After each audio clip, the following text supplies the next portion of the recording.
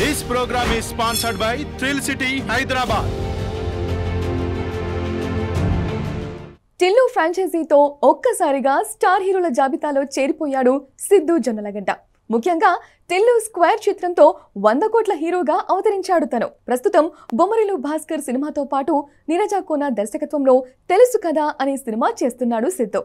వీటి తర్వాత టిల్లు క్యూబ్ కూడా ఉంటుందని ఆయన ఇండైరెక్ట్ గా మీడియాకు హింట్ కూడా ఇచ్చారు. ఇదిలా ఉంటే సిద్ధు కథానాయకుడిగా ఓ క్రేజీ ప్రాజెక్ట్ పట్టాలెక్కనున్నట్లు ఫిల్మ్ సర్కిల్స్ లో వార్త బలంగా వినిపిస్తున్నది. ఈ సినిమాకు పరశురాం దర్శకత్వం వహిస్తారట. దిల్ రాజు బ్యానర్ లో ఈ సినిమా రూపొందే అవకాశం ఉన్నట్టు తెలుస్తున్నది. సిద్ధుతో ఓ సినిమా చేస్తానని దిల్ రాజు ఇప్పటికే ప్రకటించి ఉన్నారు.